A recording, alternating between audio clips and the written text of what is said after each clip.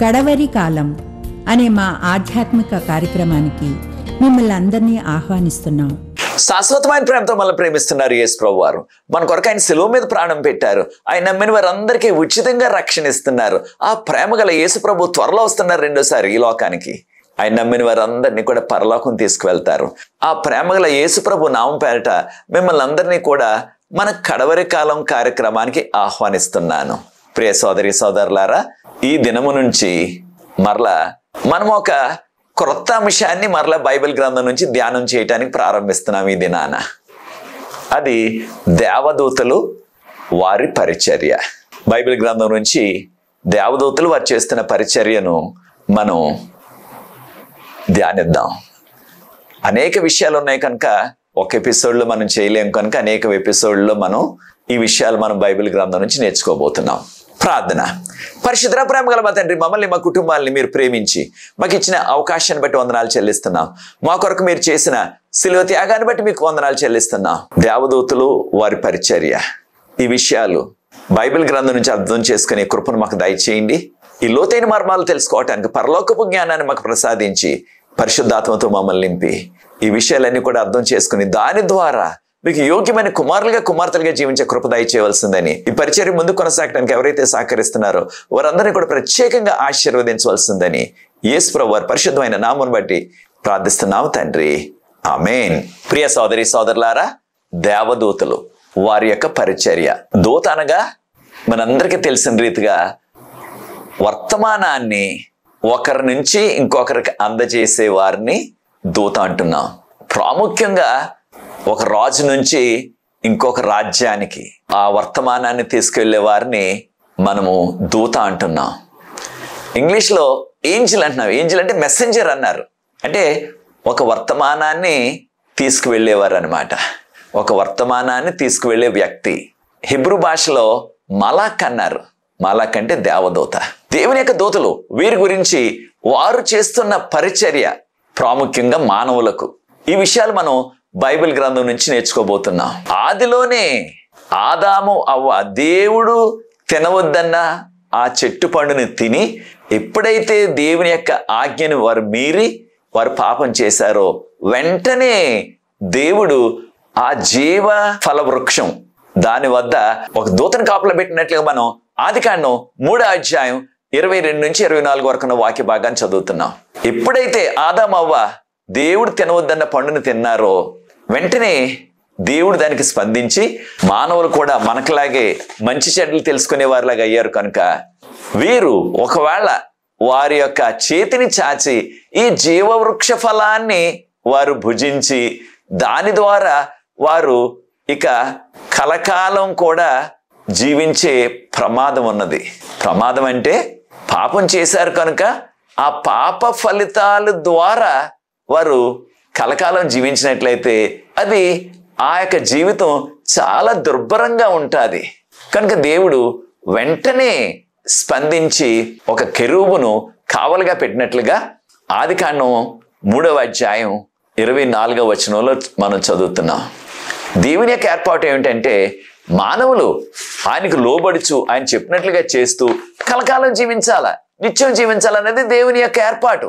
ఒకవేళ ఆదాము పాపంలో పడిపోయిన తర్వాత ఆ యొక్క జీవ ఫల వృక్షము యొక్క ఫలాన్ని తీసుకుని తిన్నట్లయితే వారు ఇక మరణం రాకుండా కలకాలం జీవించేవారు. కానీ పాపం చేశారు కనుక ఆ పాపం వలన వచ్చే దుష్ఫలితాలు ఏంటి? పాపం వల్ల వచ్చే దుష్ఫలితాలు వృద్ధాప్యం, ముసలితనం, అనేక రకాలైన రోగాలు, దానితో పాటు చూపు సరిగ్గా కనిపించకుండా పోవటం, చెవులు సరిగ్గా వినబడకుండా పోవటం, నడవలేకపోవటం, ఇక కాస్త పెద్ద వయసు వచ్చిన తర్వాత ఇక మంచానికే పరిమితి అయిపోవటం, ఈ రకరకాల దుష్ఫలితాలన్నీ కూడా పాపం తర్వాత మనుషులకు ప్రాప్తించాయి. ఈ విధంగా ఆదాము అవ్వ ఈనాటి వరకు ఒకవేళ జీవించున్నట్లయితే మరి వారికి ఎవరు పరిచర్య చేస్తారు? వారికి ఎవరు సహాయం చేస్తారు? వారి యొక్క బిడ్డలు, వారి మనవలందరూ కూడా పాప ఫలితాల వల్ల వారు మరణించి గతించిపోతారు. ఇక ఎవరు చూస్తారు వారిని? ఎవరు ఆదుకుంటారు వారిని? ఎవరు వారి యొక్క మంచి చెడ్డలు చూసుకుంటారు? అంటే ఇది చాలా కష్టమైన పని. మనందరికీ తెలిసిన రీతిగా మనలో అనేక మంది పెద్ద వయసులో ఉన్న తల్లిదండ్రులను చూసుకోవటానికి ఉద్యోగం చేస్తూ లేకపోతే వ్యాపారాలు చేస్తూ ఆ పెద్ద వయసులో ఉన్న తల్లిదండ్రులను చూసుకోవాలంటే అనేకమైన సవాళ్ళు ఎదుర్కొంటున్నారు చాలా మంది. వారి యొక్క బిడ్డలే కాకుండా వారి యొక్క మనవలు కూడా ఆ విధంగా వారిని చూసుకోవాలంటే, ఆ విధంగా పెద్ద వయసులో ఉన్న వారిని సాకాలంటే వారికి కూడా చాలా సవాళ్ళు వచ్చేస్తున్నాయి. కనుక తప్పకుండా ఆదాము అవ్వ ఇంకా జీవించి ఉన్నట్లయితే వారి జీవితాలు చాలా దుర్భరంగా ఉండేవి. కనుకనే దేవుడు ఏది చేసినప్పటికీ అది మంచిదే. వెంటనే ఆ దేవదూతను కాపలా పెట్టారు. ఈ విషయాన్ని మనం ఆదికాండం 3:24 గమనిస్తున్నాం. ఆ తూర్పు వైపు ఉన్న ఏదేను తోటలో జీవఫల వృక్షానికి వెళ్ళే ఆ మార్గాన్ని ఆ దేవదూత కాపలా కాస్తూ మెరుస్తున్న ఆ ఖడ్గం నలువైపులు కూడా, అంటే చెట్టు చుట్టూ కూడా తిరుగుతూ ఇక ఎవ్వరు కూడా ఆ చెట్టు వద్దకు రాకుండా ఆ దేవదూత సంరక్షించారు ఆ యొక్క వృక్షాన్ని. ఇప్పుడు ఆ వృక్షం ఎక్కడున్నది? ప్రస్తుతం ఆ జీవ వృక్షం ఎక్కడున్నదంటే ప్రకటన గ్రంథం 22:1-4 పరలోకంలో జీవజల నది ఒడ్డునున్నట్టుగా మనకు వాక్యం బోధిస్తుంది. ఖచ్చితంగా ఇక జీవఫల వృక్షాన్ని దేవుడు భద్రపరిచారు. హెబ్రీయులకు రాసిన పత్రిక 1:7 మనం గమనించినట్లయితే దేవుడు ఈ యొక్క దేవదూతలను ఒక ఆత్మలుగా సృష్టించి ఆయన పరిచారకులుగా, ద మినిస్టర్స్ ఆఫ్ గాడ్ అంటున్నాం మనం, మినిస్టరింగ్ స్పిరిట్స్ అంటున్నాం ఇంగ్లీష్లో. దేవుని యొక్క పరిచారకులుగా వారు మహిమతో నిండిన వారుగా దేవుడు చేసినట్లుగా హెబ్రీయులకు రాసిన పత్రిక 1:7 మనం గమనిస్తున్నాం. దేవుడే ఈ యొక్క దేవదూతలను తన పరిచారకులుగా సృష్టించారు. కనుక దేవుడు ఏ పని చెప్తే ఆ పనిని తూచా తప్పకుండా దేవదూతలు చేస్తూనే ఉన్నారు. బైబిల్ గ్రంథం బోధించేది ఈ దేవదూతలు చేస్తున్న పరిచర్య ఈ లోకంలో ఎవరైతే రక్షణను అంగీకరించి ఆ రక్షణ భాగ్యంలో కొనసాగుతూ ఎవరైతే రక్షణ పొందబోతున్నారో వారికి పరిచర్య చేస్తున్నట్లుగా హెబ్రీయులకు రాసిన పత్రిక 1:14 కనుక యేసు ప్రభువు నమ్ముకుని ఆయన కుమారులుగా కుమార్తెలుగా ఆయన వాక్యపు వెలుగులో ఆయన ఆజ్ఞల వెలుగులో మనం జీవిస్తున్నట్లయితే దేవదూతల యొక్క పరిచర్య మనకి ఎల్లప్పుడూ మనం జీవించినంత కాలం కూడా మనకు తోడుగా ఉంటుంది. మనందరికీ తెలిసిన రీతిగా దేవదూతలు మన యొక్క కంటికి కనిపించరు, కానీ వారు ఖచ్చితంగా ఈ లోకంలో ఉండి దేవుని యొక్క రక్షణ భాగ్యాన్ని పొందబోతున్న వారికి పరిచర్య చేస్తున్నారు. దేవదూతలు చేసే మరొక పరిచర్య ఏమిటంటే దేవుని నమ్ముకున్న వారి చుట్టూ దేవదూతలు కావలి ఉండి ఎల్లప్పుడూ కూడా వారిని రక్షిస్తూ వారిని ప్రమాదం నుంచి విడిపిస్తారని 34వ కీర్తన 7 కనుక ప్రియ సోదరి సోదరులారా, ప్రభువును మనం నమ్మినట్లయితే మన చుట్టూ కూడా దేవదూతను కాపలా పెట్టి మనకొచ్చే సమస్తమైన ఆ కీడు నుంచి, ఆ దుష్టత్వాన్ని నుంచి మనల్ని తప్పిస్తారు. ఎవరు కలుగు చేస్తారు మనకి కీడు? మన విరోధి ఎవరు? మన విరోధి సాతాను. సాతాను మనకి అనేక రీతిగా కీడు కలిగించడానికి, వీలైతే మనల్ని సంహరించడానికి సాతాను యొక్క పథకం. వాటన్నిటి నుంచి కూడా తప్పించడానికి, మనల్ని కాపాడటానికి దేవదూతలు ఎల్లప్పుడూ కూడా కావలిగా ఉంటున్నారు. కనుక మనకు వచ్చే ప్రతి ప్రమాదం నుంచి దేవదూతలు మనల్ని రక్షిస్తున్నారు. కనుకనే ఇంగ్లీష్లో గార్డియన్ ఏంజిల్ అంటున్నారు. అనగా అంగరక్షక దూత, లేకపోయినట్లయితే సంరక్షించే దూత అని మన భాషలో మనం చెప్పుకుంటున్నాం. మనందరికీ తెలిసిన రీతిగా ఈ లోకంలో అంగరక్షకులు అనగా బాడీ గార్డ్ అంటున్నాం కదా ఇంగ్లీష్లో. ఎవరికి ఉంటారు? చాలా ప్రాముఖ్యమైన వ్యక్తి, విఐపి అంటున్నాం మనం ఇంగ్లీష్లో. అయితే ఈ లోకంలో చాలా ప్రాముఖ్యమైన వారికి ఈ విధంగా బాడీ గార్డ్ ఉంటున్నారు, అంగరక్షకుడు. అయితే దేవుని దృష్టిలో చూడండి, మనం చాలా ప్రాముఖ్యమైన వారు. కనుకనే దేవుడు ప్రతి విశ్వాసికి కూడా ఒక్కొక్క దేవదూతను ఈ రీతిగా బాడీ గార్డ్ లాగా, అంగరక్షకులుగా దేవుడు నియమిస్తున్నారు. దీనికి దేవుని నమ్ముకున్నామంటే మన యొక్క విరోధి సాతాను ఏదో రీతిగా మనకి కీడు కలిగించాలని తన ప్రయత్నం చేస్తాడు. కనుక ఆ సాతాను సమస్త ప్రయత్నాల నుంచి కూడా మనల్ని కాపాడటానికి దేవుడు ఒక అంగరక్షక దూత, బాడీ గార్డ్ని పెడుతున్నారు అనమాట. దేవుని దృష్టిలో మనం ఎంత ప్రాముఖ్యమైన వారమో చూడండి. యేసు ప్రభు రాజులకు రాజు, ప్రభువులకు ప్రభు. ప్రకటన గ్రంథం 19:16 కనుక యేసు ప్రభు కుమారులుగా కుమార్తెలుగా మనము యువరాజులము యువరాణులము. కనుకనే మనకి దేవుడు ఈ లోకంలో మనం ఎంత సామాన్యులమైనప్పటికీ మనకి దేవుడు తన యొక్క దూతను ఆ బాడీ గార్డ్గా, అంగరక్షకుడిగా నియమిస్తున్నారు. కంటికి మనకు కనిపించట్లేదు వారు, కానీ ఎల్లప్పుడూ కూడా మనతోనే వారు ఉంటారు మన జీవితకాలం అంతా. లేకపోయినట్లయితే ప్రభువు రెండోసారి వచ్చే వరకు కూడా ఆ దేవదూత తనకి ఇవ్వబడిన ఈ యొక్క బాధ్యత మన బాడీ గార్డ్ లాగా ఎల్లప్పుడూ మన చుట్టూ ఉండి కాపాడుతున్నారు.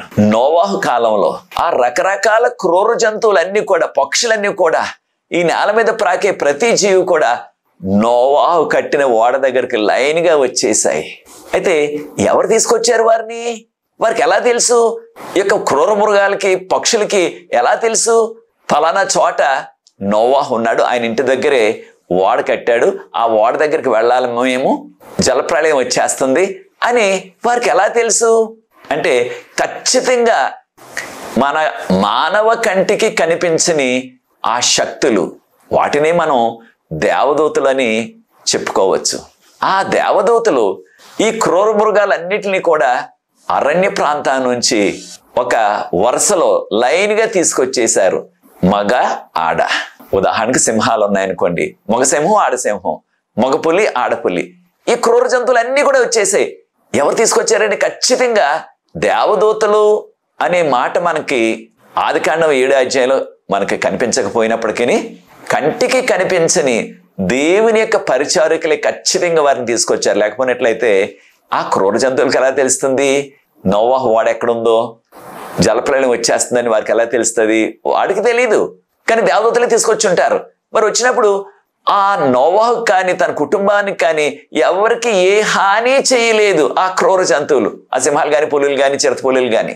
మనందరికీ తెలుసు దానియేలు గ్రంథంలో దానియేలు గారిని సింహాల బోన్లో వేసేస్తే రాత్రంతా సింహాలతో ఉన్నప్పటికీ ఆ సింహాలు దానియేలు గారికి ఏ హాని చేయలేదు. దానియేలు గ్రంథం 6:22 దేనికి హాని చేయలేదు దానియేలు గారికి రాత్రంతా? ఆ దేవదూత దానియేలు గారితో సింహాల బోన్లో ఉండి ఆ యొక్క సింహాల నోర్లు మూసివేశారు. ఇదే ఖచ్చితంగా నోవాహు కాలంలో కూడా జరిగి ఉంటుందని నేను నమ్ముతున్నాను. ఆ వచ్చిన సింహాలు కానీ, పులులు కానీ, చిరుతపులులు కానీ, లేకపోతే విషసర్పాలు కానీ ఏది కూడా నోవాహు కానీ తన కుటుంబస్తులు ఎవ్వరికి కూడా ఏ హాని చేయలేదు. వాటన్నిటిని కూడా నోవాహు గారు తన సొంత పెంపుడు జంతువుల్లాగా వాటిని చేర్చుకొని వాటిని ఓడలోనికి తీసుకువెళ్ళిపోయారు. ఆదికాండం 7:8-9 ఈ విషయాలు చదువుతున్నాం. మరో సందర్భంలో ఆదికాండం 16 అబ్రహాము భార్య అయిన శారమ్మ గారికి బిడ్డలు కలగలేదు. ఆ రోజుల్లో ఆ రీతిగా పిల్లలు పుట్టకపోయినట్లయితే ఆనాటి సమాజం ఒక అనుమతిని ఇచ్చారు. ఏమిటంటే తన యొక్క భార్య తనకి ఇష్టం వచ్చిన మరి ఒక స్త్రీని తను తీసుకొచ్చి ఈ యొక్క స్త్రీతో నీవు ఉండు, తనకి బిడ్డలు పుట్టినట్లయితే ఆ బిడ్డలు పుట్టని స్త్రీకి పుట్టిన వారుగానే సమాజం పరిగణించేది. కనుక శారమ్మ గారే హాగరును ఎంచుకొని, అనేక మంది ఉన్నారు అక్కడ పరిచర్య చేస్తున్నవారు అబ్రహాం గారికి, శారా గారికి, తనకు నచ్చిన ఆ యొక్క పరిచారకురాలు హాగర్ను ఎంచుకొని ఆ హాగర్ను అబ్రహాం దగ్గరికి పంపించారు. ఈ విషయాలు మనకు తెలుసు. హాగరు గర్భవతి అయిన తర్వాత కాస్త గర్వించి శారమ్మ గారిని కాస్త చిన్న చూపు చూస్తున్నట్లుగా మనకు అనిపిస్తుంది. అందుకని 16:7-8-9 గమనించినట్లయితే అప్పుడు శారమ్మ గారు హాగర్ను కాస్త కఠినంగానే చూచింది. దాన్ని తట్టుకోలేని హాగరు శారమ్మ గారి దగ్గర నుంచి పారిపోయింది. ఆ అరణ్యంలోకి వెళ్ళిన తర్వాత ఎక్కడికి వెళ్ళాలో తెలియదు. ఆ అరణ్యంలో తాను ఒంటరిగా ఉండి తను ఎంతో బెంబేలు పడిపోతున్నప్పుడు ఎవరు ప్రత్యక్షమయ్యారు? దేవదూత ప్రత్యక్షమయ్యారు. దేవదూత ప్రత్యక్షమయ్యి హాగరు, శారమ్మ గారికి పరిచర్య చేస్తున్న వ్యక్తివు కదా, ఇక్కడికి ఎందుకు వచ్చావు? నువ్వు ఈ అరణ్యంలోకి ఎందుకు వచ్చావు? ఇక్కడ ఏం చేస్తున్నావు? ఎక్కడికి వెళ్తున్నావు అని దేవదూత పలకరించారు, ప్రశ్నించారు. ఆదికాండం 16:9 చూసినట్లయితే దేవదూత చెప్పారు హాగర్కు, నీవు తిరిగి నీ యజమానురాలు దగ్గరికి వెళ్ళిపో అనగానే హాగరు దేవదూత మాటలు విని దానికి లోబడి వెళ్ళిపోయింది. ఒక విషయాన్ని మనం గుర్తించాలా, దేవదూతలు అందరితో మాట్లాడరు కదా. సామాన్యంగా దేవదూతలు అందరితో మాట్లాడరు. కొన్ని ప్రత్యేకమైన సందర్భాల్లో విశ్వాసులతో మాత్రమే మాట్లాడతారు. కనుక ఖచ్చితంగా హాగరు అబ్రహాం గారి యొక్క పరివారంలో ఒక పరిచర్య చేస్తుంది కనుక తను కూడా విశ్వాసురాలు అయిపోయింది. కనుకనే దేవదూత మాట్లాడారు, మళ్ళీ వెనక్కి వెళ్ళిపోమని చెప్పారు. ఆ మాటకు హాగరు లోబడింది. ఒక విషయాన్ని మనం గుర్తించాలా, హాగరు ఈజిప్టు దేశానికి చెందినప్పటికీ అబ్రహాం గారు శారా గారి యొక్క పరివారంలో ఉన్నది కనుక తను కూడా విశ్వాసురాలు అయిపోయింది. ఇక ఆధ్యాత్మిక సత్యాన్ని మనం నేర్చుకోవాలా. అదేమిటంటే మనం కూడా దేవుని యందు విశ్వాసం భక్తి శ్రద్ధలు కలిగి ఉంటున్నామా? ఆదికాండం 16:10-11 వచనాలు గమనించినట్లయితే దేవదూత చెప్పారు యొక్క హాగరుకు, నీ యొక్క సంతానాన్ని నేను విస్తారంగా దీవిస్తాను, ఇక ఎవ్వరు కూడా లెక్కించలేనంత మంది నీ సంతానం అవుతారు. దేవదూత అన్నారు ఆదికాండం 16:11 వచనంలో, నీకు ఒక కుమారుడు పుడతాడు, ఆ కుమారుడికి ఇష్మాయేల్ అని పేరు పెట్టు.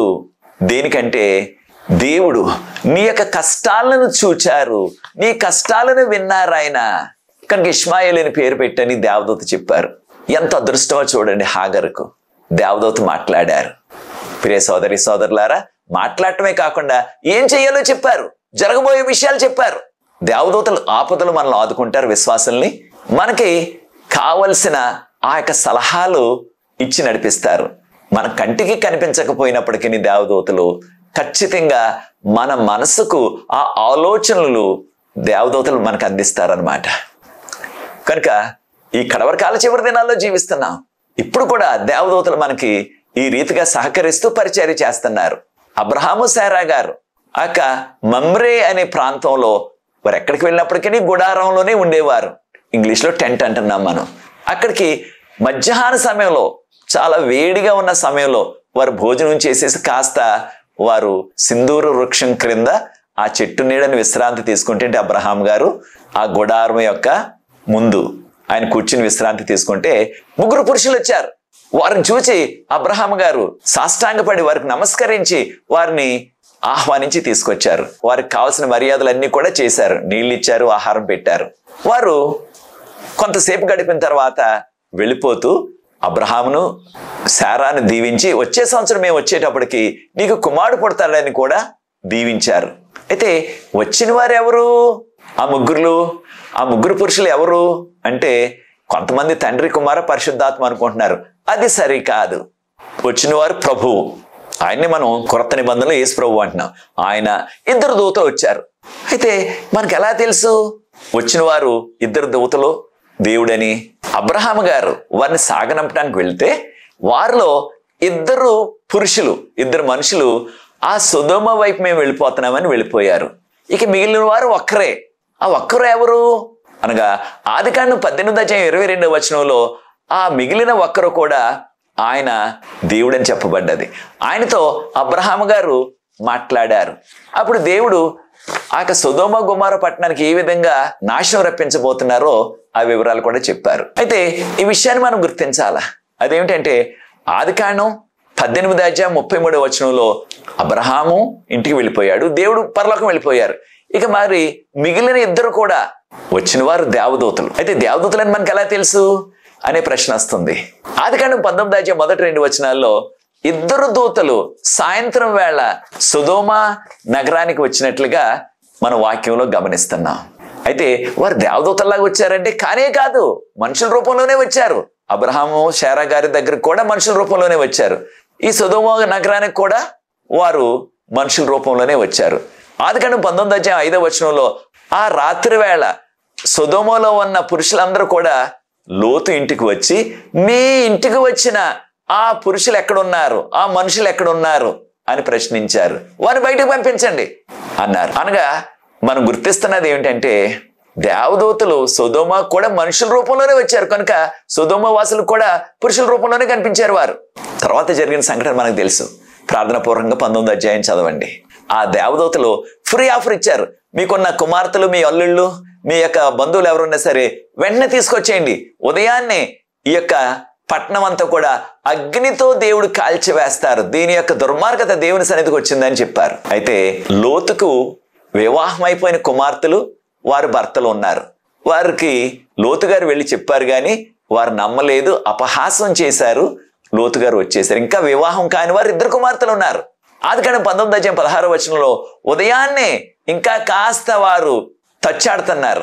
ఏది పట్టుకెళ్ళాలో ఏది విడిచిపెట్టాలో వారి ఇంట్లో అన్నట్టుగా వారు ఇంకా సర్దుకుంటూనే ఉన్నారు. ఆ 2 దేవదూతలు మనుషుల రూపంలో వచ్చిన వారు లోతు ఆయన భార్య ఆయన కుమార్తెలు 2 చేతులు పట్టుకుని వారిని పట్టణం వెలుపలికి తీసుకొచ్చేసి ఇక్కడ నుంచి ఆ కొండల వైపుకి వెళ్ళిపోమన్నారు. ఈ ఆధ్యాత్మిక సత్యాన్ని కూడా మనం నేర్చుకోవాలా.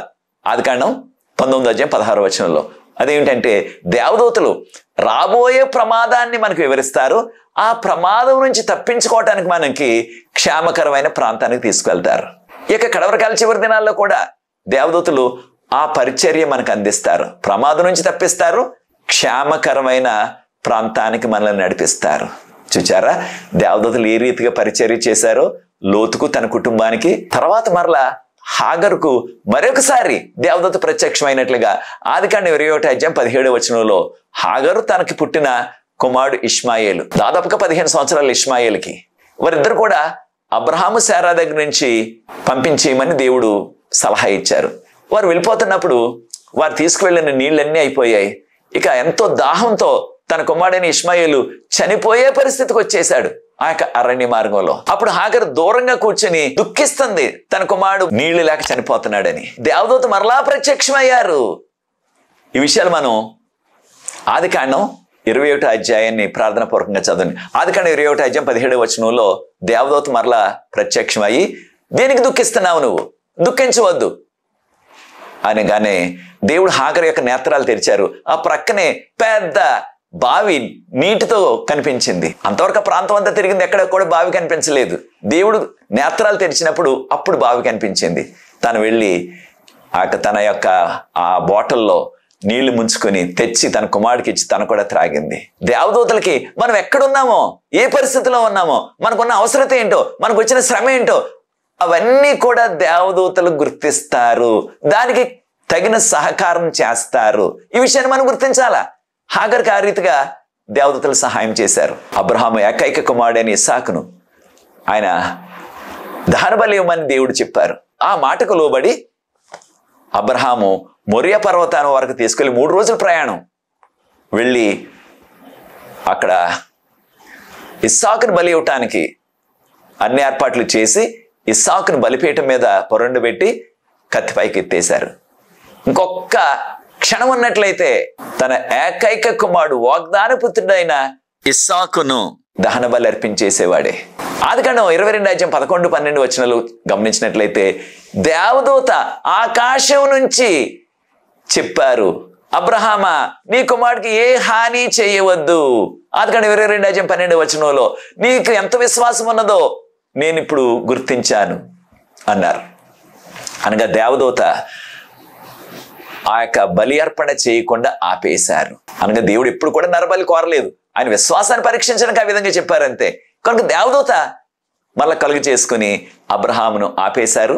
తర్వాత అబ్రహాం కంటికి ఒక పొట్టేలు కనిపించింది. ఇస్సాకుకు బదులు ఆ పొట్టేలుని అర్పించినట్లుగా ఆదికాండం 22 మనం గమనిస్తున్నాం. యాకోబు తన తండ్రిని తన యొక్క అన్నని మోసం చేసి పారిపోతున్నప్పుడు ఆ సాయంత్రం వేళ లూజు అనే ప్రాంతం అది, అక్కడ రాత్రి ఒంటరిగా ఉన్నప్పుడు పశ్చాత్తాపడ్డాడు. అక్కడున్న రాళ్లను తలదిండిగా పెట్టుకుని నిద్రపోతుంటే ఆ నిద్రలో ఆయనకి కల వచ్చింది. ఆ కళలో పెద్ద నిచ్చెన భూమి నుంచి ఆకాశం వరకు, దాని మీద దేవదూతలు ఎక్కుచూ దిగుతూ కనిపించారు. పైకి ఎక్కుతున్నారు, కిందకు దిగుతున్నారు. ఆ యొక్క నిచ్చెన యొక్క పై భాగాన నిలబడి ఉన్నారు. ఈ దృశ్యం చూచాడు ఆయన. అయితే ప్రియ సోదరి ఈ విషయాలు మనం ఆదికాండం 28:11 వాక్య భాగంలో మనం చదువుతున్నాం. ఆ నిచ్చెన ఎవరికి సాదృశ్యం అంటే ఖచ్చితంగా యేసు ప్రభుకు సాదృశ్యం. యేసు ప్రభు వారు తన యొక్క శిలువ త్యాగం వలన భూమిని పరలోకాన్ని మరలా అనుసంధానం చేశారు. ఈ భూలోకంలో ఉన్న నరులందరూ కూడా పాపం చేశారు కనుక ఆ పరలోకంతో మనము సంబంధం పోగొట్టుకున్నాం, కనెక్షన్ తెగిపోయింది మనకి. యేసు ప్రభు శిలువ త్యాగం వల్ల మరలా ఈ భూమికి పరలోకానికి ఆ కనెక్షన్ మరలా వేయబడ్డది అనమాట. ఈ విషయాలు యోహాను సువార్త 1వ అధ్యాయం 51వ వచనాన్ని గమనించినట్లయితే, యోహాను సువార్త 1వ అధ్యాయం 51వ వచనం గమనించినట్లయితే, ఇక మీదట నీవు మనుష్య కుమారుడి మీద దేవదూతలు ఎక్కుచూ దిగుచూ ఉండుట నువ్వు చూస్తావని నతానీయేలుకు ప్రభు చెప్పారు. అనగా యాకోబు దర్శనంలో చూసిన ఆ నిచ్చెన, ఇంగ్లీష్ లో ల్యాడర్ అంటున్నాం కదా, యేసు ప్రభుకి సాదృశ్యం. దేవదూతలు ఎక్కుచూ దిగుచూ ఉన్నారు. యాకోబు పశ్చాత్తాపడ్డాడు కనుక యాకోబుని దీవించారు దేవుడు. ఆయన యొక్క మేనమామ అయిన లాబాని ఇంటికాడ ఆయన 20 సంవత్సరాలు ఉన్నారు. మరలా ఆయన తిరిగి వచ్చేస్తుంటే యాకోబుకు ఒక దేవదూతల సమూహం కనిపించింది. అనగా ఆయనకి ఇచ్చిన భరోసా ఏంటంటే, దేవదూతలు ఆయన నన్ను నడిపిస్తున్నారు మళ్ళీ వెనక్కి మా తండ్రి ఇంటికి. ఆదికాండం 32వ అధ్యాయం మొదటి 2 వచనాలు. ఆదికాండం 32వ అధ్యాయం మొదటి 2 వచనాల్లో అప్పుడు యాకోబు గారు వర్తమానం పంపించారు తన అన్న అయిన యాషావుకి, నేను తిరిగి వస్తున్నానని. యాషావు 400 మందిని వెంట పెట్టుకుని ఇంకా పగ పోలేదు. 20 సంవత్సరాల కిందట జరిగిన ఆ సంఘటన మర్చిపోలేదు. ఇంకా పగ ఉన్నది, ఆయనకి కోపం ఉన్నది. తన యొక్క తమ్ముడైన యాకోబుని చంపేయాలని 400 మందితో వస్తున్నాడు, అంతేగాని ఆహ్వానించడానికి కాదు. అయితే వస్తున్న ఆ యాషావుకు దేవదేవతల యొక్క పరిచర్య వలన తన మనసు మారిపోయి చంపాలని వచ్చిన ఆ యొక్క యాషావు తన యొక్క తమ్ముణ్ణి ముద్దు పెట్టుకుని వెళ్ళిపోయాడు. చూచారా ప్రియ దేవుని బిడ్డలారా, ఏ రీతిగా దేవదూతలు పరిచర్య ద్వారా ఆ యొక్క ఇద్దరు అన్నదమ్ములు కూడా మరలా ఎంతో సంతోషంగా కలుసుకున్నారు.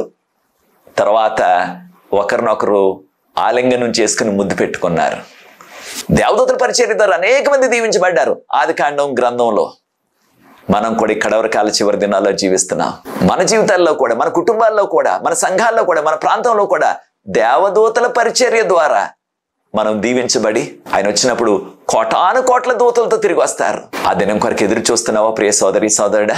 అది నీ నిర్ణయం అయినట్లయితే, నాకు కూడా దేవదూతల పరిచర్య కావాలా, రెండోసారి ప్రభు తిరిగి వచ్చినప్పుడు ఆ దేవదూతలు నన్ను కూడా తీసుకొని ఆ ప్రభువును ఎదుర్కోవటానికి తీసుకువెళ్తారు అనే నిరీక్షణ మనకు ఉన్నట్లయితే నాతో ఏకీభించండి, ప్రార్థించి ఈ యొక్క మొదటి ఎపిసోడ్ని ముగిస్తాను. ప్రార్థన. పరిశుద్ధ ప్రేమగల మా తండ్రి, దేవదూతల పరిచర్య ద్వారా ఎంతో మంది దీవించబడ్డారు ప్రభా. ఆదికాండం గ్రంథంలో మేము నేర్చుకున్నాం. మా జీవితాల్లో కూడా, మా కుటుంబాల్లో కూడా, మా ప్రాంతంలో కూడా నిన్ను నమ్ముకున్న మాకందరికీ కూడా మీ దేవదూతల పరిచర్య ద్వారా మాకు సహాయం అనుగ్రహించి మీకు యోగ్యమైన కుమార్తెలుగా జీవించి త్వరలో మీరు వచ్చినప్పుడు కోటాను కోట్ల దూతలతో వారితో కలిసి ఎత్తబడి మీతో యుగయుగాలు ఉండే ఆ ధన్యత మాకందరికీ అనుగ్రహించమని, వాక్యం వీక్షిస్తున్న ప్రతి వారిని ఆశీర్వదించమని, ఈ పరిచర్య ముందు కొనసాగడానికి ఎవరైతే సహకరిస్తున్న వారందరూ కూడా ప్రత్యేకంగా దీవించమని యేసు ప్రభువు వారి పరిశుద్ధమైన నామమును బట్టి ప్రార్థిస్తున్నాను తండ్రి, ఆమేన్.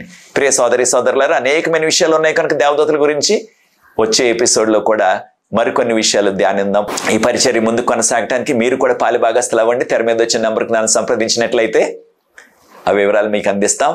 మీరు కూడా దీనికి సహకరించండి. మీకు ఎటువంటి ప్రార్థన అవసరం ఉన్నప్పటికీ నన్ను సంప్రదించండి.